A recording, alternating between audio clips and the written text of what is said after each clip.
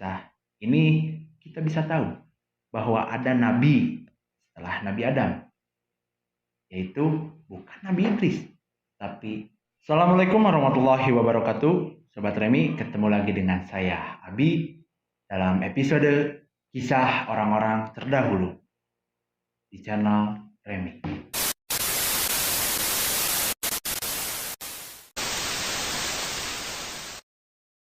Dalam kesempatan kali ini, saya akan menceritakan sebuah kisah yang dimana kisah sebuah keluarga pertama yang ada di dunia. Bagaimana cerita kisah ini? Ikuti terus channel ini dalam kisah orang-orang terdahulu.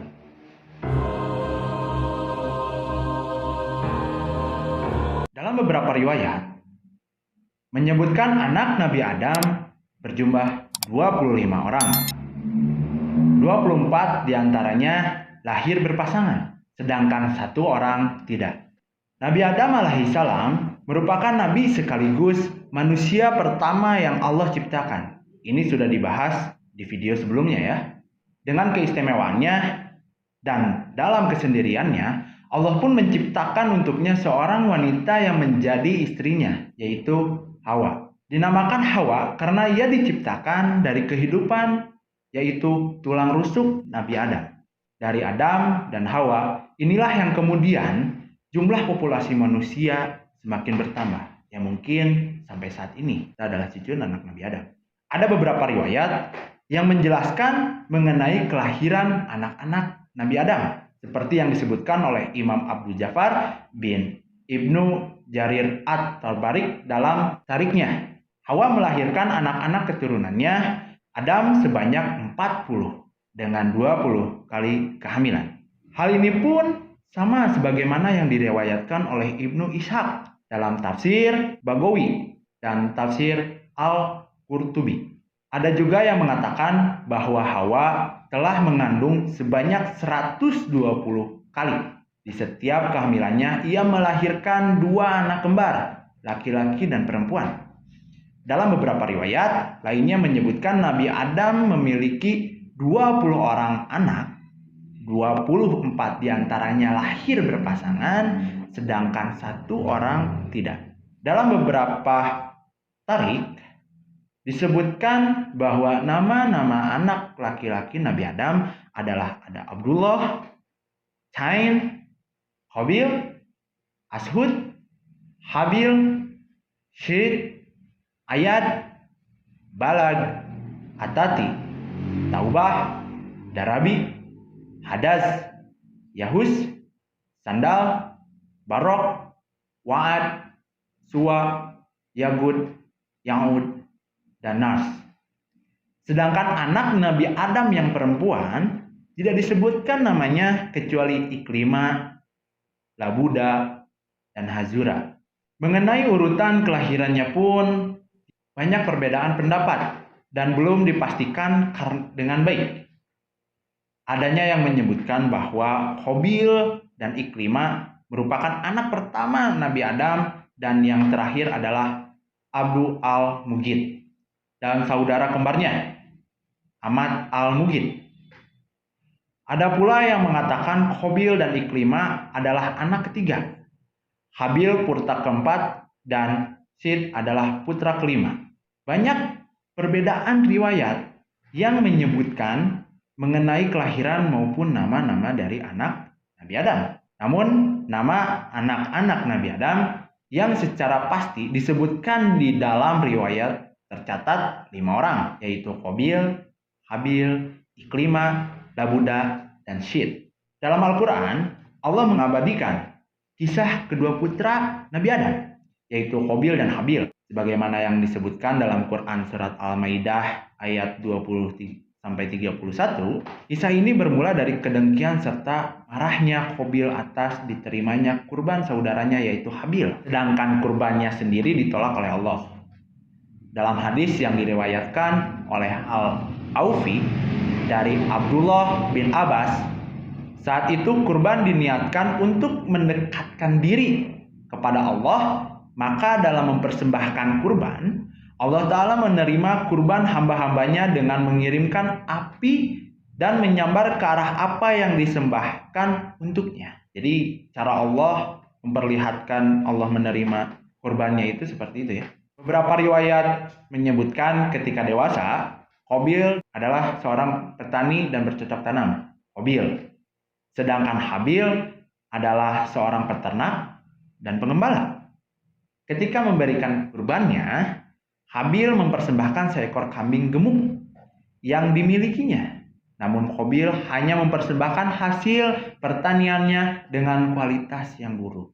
Setelah kurban dipersembahkan, Allah pun mengirimkan api ke arah kurban tersebut, menyambar kurban Habil dan membiarkan kurban milik Qabil. Berarti yang diterima oleh Allah itu kurbannya Habil. Mengetahui kurbannya ditolak, Qabil pun murka dan dengki terhadap Habil dan berkata kepadanya bahwa ia benar-benar akan membunuhnya.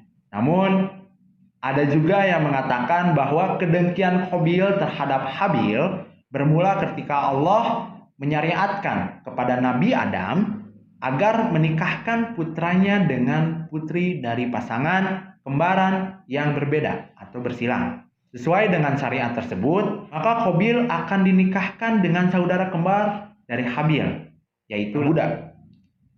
Sedangkan Habil akan dinikahkan dengan saudara kembar Qabil, yaitu Iklimah.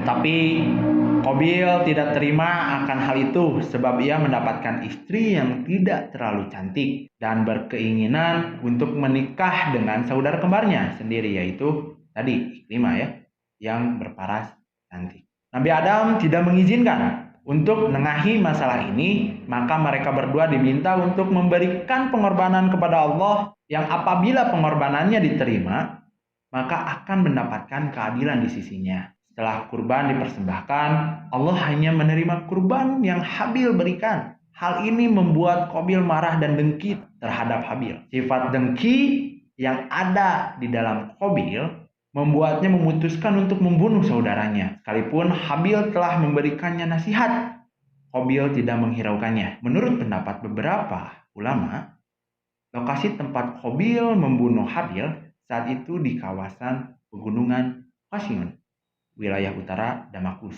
Lebih tepatnya di sebuah gua bernama Gua Dam. Pada saat Habil sedang tertidur, Qabil membunuh Habil dengan cara melemparkan batu ke arah kepala Habil hingga kepalanya pecah.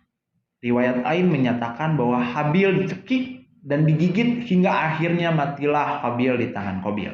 Peristiwa ini adalah kematian pertama yang terjadi di muka bumi dan kejahatan pertama yang dilakukan oleh manusia. Setelah ia membunuh Habil, Qabil pun bingung apa yang harus ia perbuat terhadap jenazah saudaranya tersebut. Sebab jenazah Habil adalah yang pertama kali di muka bumi. Qabil pun menggotong mayat Qabil selama kurang lebih 1 tahun. Hingga dalam keadaan demikian, Allah mendatangkan 2 burung gagak yang sedang bertarung dan menyebabkan salah satu mati. Maka gagak yang masih hidup mengais-ngais tanah hingga membuat lubang untuk mengubur burung gagak yang mati. Melihat kejadian itu, Qabil mengambil pelajaran tentang cara mengubur jenazah saudaranya itu. Maka sampai sekarang cara mengubur jenazah itu ya dikubur. Mengetahui kematian anaknya Habil, Nabi Adam dilanda kesedihan yang mendalam hingga Allah memberikannya karunia seorang anak sebagai penggantinya Qabil yang bernama Syed, yang memiliki makna karunia dari Allah Subhanahu wa taala. Tapi arti syid itu dalam berbagai macam terjemahan banyak ya. Saya banyak baca-baca referensi juga. Syid itu artinya itu banyak. Mungkin ini salah satunya adalah karunia dari Allah. Dan ia pun memiliki sifat yang sama seperti Habil. Ketika Syed telah dewasa, Nabi Adam menyampaikan pesan-pesan kepada anaknya Syed. Di antaranya adalah yang pertama, janganlah kamu merasa di dunia seperti diriku yang merasa aman hidup di surga, yang pada akhirnya aku diturunkan oleh Allah di dunia. Pesan yang kedua, janganlah kamu bertindak menurut kemauan istrimu, karena aku mengikuti hawa nafsu istriku, Siti Hawa, sehingga memakan buah pohon terlarang, lalu aku menyesalinya. Dan pesan yang ketiga, setiap perbuatan yang ingin kamu lakukan, maka renungkanlah terlebih dahulu akibat yang akan ditimbulkan. Pesan yang keempat, ketika kamu merasa takut atau ragu-ragu terhadap sesuatu, maka tinggalkanlah hal itu. Dan pesan yang terakhir, yang kelima, yaitu bermusyawarahlah mengenai suatu perkara. Dari Wahab bin Munabbih, ia mengatakan, ketika Nabi Adam meninggal dunia, kala itu Syed telah berusia 400 tahun. Yang ada pada saat itu juga Syed diangkat menjadi nabi, menggantikan Nabi Adam. Allah menurunkan langsung kepada Syed berupa pedang, tali, sahifah, tabut, dan kuda yang bernama Maimun. Yang apabila kuda itu meringik, maka seluruh binatang yang menyebutnya dengan tasbih. Nabi Adam memberikan wasiat kepada Syed untuk menggantikan dirinya dalam memimpin anak keturunannya untuk beribadah kepada Allah. Dan selepas Nabi Adam turun, Syed pun diangkat sebagai nabi kedua di muka bumi. Nabi Adam juga mewasiatkan padanya untuk memerangi saudaranya, Qabil. Melaksanakan wasiat ayahnya, Syed pergi untuk memerangi Qabil. Dan akhirnya perang pun berkecamuk. Peristiwa inilah yang menjadi perang pertama yang terjadi antara anak-anak Nabi Adam di dunia. Dalam peperangan itu, Syed memperoleh kemenangan. Qabil pun ditawan oleh Syed dan dihukum dengan cara dipanggang di bawah matahari sampai meninggal. Riwayat lain yang mengatakan kedua tangannya dibelenggu di atas pundaknya dan ditahan di tempat yang panas hingga mati. Mengerikan kan? Setelah melaksanakan wasiat yang diperintahkan sang ayah, Syed diutus ke Hindi atau India untuk menjadi juru penegak keadilan. Dan Allah menjadikan silsilah keturunan seluruh manusia semuanya berasal dari keturunan Nabi Syed. Wallahu a'lam bishawab. Mungkin dalam kesempatan kali ini yang bisa disampaikan hanya seperti itu. Kita mungkin akan membawa atau mendapatkan sebuah pesan dari kisah ini. Yang pertama, ketika kita berkurban, kita harus benar-benar ikhlas. Kita berkurban kepada Allah. Supaya kita tidak seperti Qabil, yang dimana ketika kita berkurban, Allah tidak menerimanya. Nauzubillahimindzalik. Yang kedua, kita belajar dalam kisah ini bahwasanya ternyata benar ucapan para malaikat dalam ayat Al-Baqarah ayat 30 bahwa manusia itu adalah orang yang sering berperang, menumpahkan darah, dan lain sebagainya. Ternyata benar. Karena kan tadi dalam kisah tadi Qabil membunuh Habil, yang dimana itu adalah pembunuhan pertama di dunia. Dan juga dalam kisah ini kita bisa tahu bahwa ada nabi setelah Nabi Adam, yaitu bukan Nabi Idris, tapi Nabi Syed. Dia adalah nabi kedua yang diangkat oleh Allah Subhanahu wa taala. Dan juga kita mendapatkan bahwa dalam kisah ini ketika tadi ada beberapa poin yang Nabi Adam sampaikan kepada Nabi Syed. Mungkin itu saja yang dapat saya sampaikan dalam episode kali ini.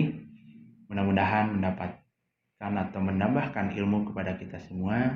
Jangan lupa like sebanyak-banyaknya video ini, share ke berbagai macam teman, tempat, sosial media, share agar mereka di luar sana mengetahui atau mendapatkan sebuah ilmu baru, karena saya pun mendapatkan ilmu baru. Jangan sampai ilmu baru ini hanya sampai di dirimu. Dan jangan lupa juga subscribe channel kami, nyalakan loncengnya untuk terus mengikuti kegiatan atau konten-konten kami lainnya. Jazakallah khairan katsiran. Mohon maaf apabila ada kesalahan. Assalamualaikum warahmatullahi wabarakatuh.